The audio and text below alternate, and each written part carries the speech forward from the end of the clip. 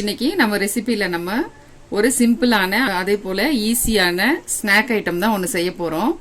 இதுக்கு தேவையான பொருள் என்னன்னாக்க கேரட் ஒரு 1/4 கிலோ அளவுக்கு நான் கேரட் எடுத்திருக்கேன். அதே மாதிரி ஒரு 1/4 கிலோ அளவுக்கு பீன்ஸ் எடுத்திருக்கேன். ஒரு 4-5 பச்சை மிளகாவை கட் பண்ணி வச்சுருக்கேன். கூடவே கொஞ்சம் புதினா கொத்தமல்லியும் எடுத்து வச்சுருக்கேன். ஒரு 4 பெரிய வெங்காயத்தை இந்த மாதிரி ஸ்லைஸாக பண்ணி வச்சுருக்கேங்க. இப்போது நம்ம இதுக்கு கோதுமை மாவு யூஸ் பண்ண போகிறோம். இப்போ கோதுமை மாவு எடுத்து சப்பாத்திக்கு நம்ம எப்படி பிசைவோமோ அந்த பதத்துக்கு பிசைஞ்சு வச்சுக்கோங்க. இப்போ இந்த ஸ்டஃபிங் இந்த மசாலாவை ஃபஸ்ட்டு நம்ம ரெடி பண்ணிக்கலாம். மசாலாவை ரெடி பண்ணுறதுக்கு ஒரு பேன் எடுத்து வச்சுக்கோங்க. பேன் சூடானதும் அதில் ஒரு 3 டேபிள் ஸ்பூன் அளவுக்கு ஆயில் விட்டுக்கலாம். இப்போது ஆயில் சூடாகட்டும். ஆயில் சூடானதும் நம்ம கட் பண்ணி வச்சுருக்க ஆனியனை இதில் போட்டுக்கலாங்க.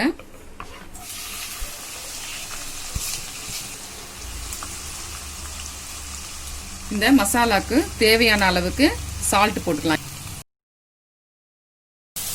இப்போ இந்த ஆனியன் கொஞ்சம் வதங்கட்டும். வதங்கின பிறகு நம்ம ஒவ்வொரு காயை ஆட் பண்ணி வதக்கிக்கலாங்க. இப்போ இந்த ஆனியன் நல்லாவே வதங்கிடுச்சு பாருங்க. இந்த அளவுக்கு வதங்கினா போதும். நம்ம கட் பண்ணி வச்சிருக்க பீன்ஸ் இதில் ஆட் பண்ணிக்கலாம்.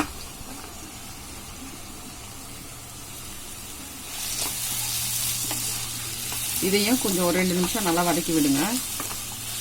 பீன்ஸ் ஒரு 2 நிமிஷம் வதங்கின உடனே நம்ம கேரட்டையும் இதில் ஆட் பண்ணிக்கலாங்க.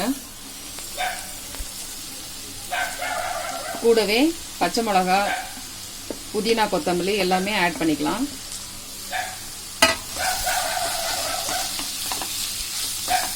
எல்லாம் ஆட் பண்ணிட்டு நல்லா ஒன்றா மிக்ஸ் பண்ணி விட்டுருங்க. இதில் வெஜிடபிள்ஸ் ரொம்ப வேகணுன்ற அவசியம் கிடையாது. லைட்டாக வதங்கி அந்த ரா ஸ்மெல் போனாலே போதும். இந்த வெஜிடபிள்ஸோட ரா ஸ்மெல் இப்போ போயிடுச்சு. இது கூட நம்ம ஒரு 1/2 ஸ்பூன் அளவுக்கு தனி மிளகாத்தூள் சேர்த்துக்கலாம். ஒரு 1/4 ஸ்பூன் அளவுக்கு கரம் மசாலா தூள் சேர்த்துக்கலாங்க. 1 ஸ்பூன் அளவுக்கு இஞ்சி பூண்டு பேஸ்ட் சேர்த்துக்கலாம். இப்போ இதை நல்லா கிளறி விடணும். இந்த மசாலாவில் இருக்கிற அந்த வாசனை போகிற வரைக்கும் கிளறி விடுங்க. கடைசியாக ஒரு 2 பிஞ்ச் அளவுக்கு மஞ்சத்தூள் ஆட் பண்ணிக்கலாங்க.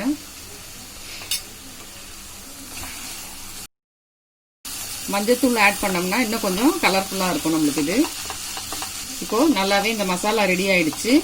இதை ஒரு 2 நிமிஷம் நம்ம அப்படியே ஆற விட்டுட்டு ஸ்டஃப் பண்ணிக்கலாம்.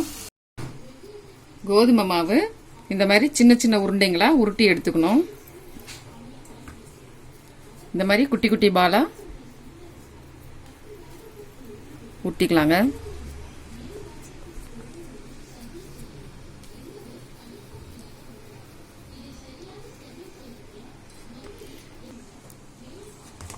கையாலே இந்த மாதிரி சின்னதாக ஒரு ரவுண்ட் பண்ணிக்கோங்க.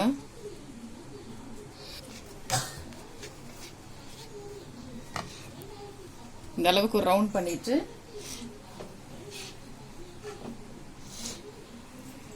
கொஞ்சமாக அதில் ஒரு ஸ்பூனில் மசாலாவை எடுத்து நம்ம வச்சுக்கலாம். வச்சுட்டு அப்படியே க்ளோஸ் பண்ணிடலாம். இதை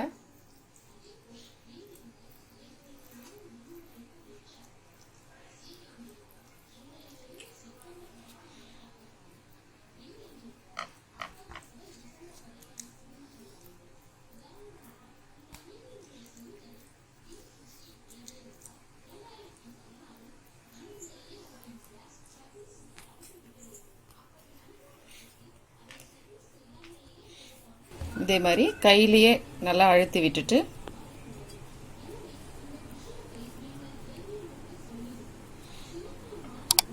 இப்படி விரிச்சுக்கோங்க.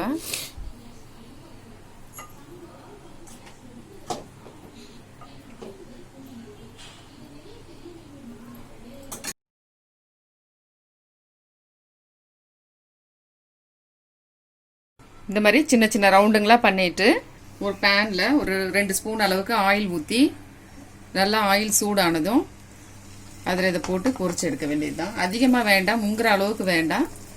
சும்மா அந்த சைடெல்லாம் பொரியிற அளவுக்கு ஆயில் இருந்தால் போதும்.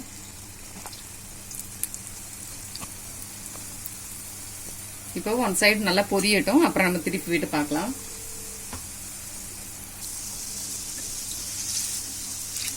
இப்போ அடுத்த பக்கம் திருப்பி விட்டுக்கலாங்க.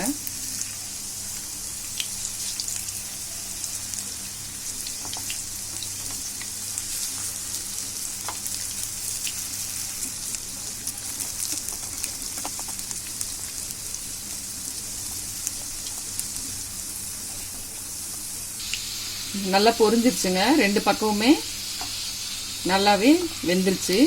மேல் மாவு மட்டும் இந்த மாதிரி பொரிஞ்சு வந்தால் போதும். அதிக ஆயிலுமே இதுக்கு தேவைப்படாது. இப்போ நம்ம இதை எடுத்துடலாங்க.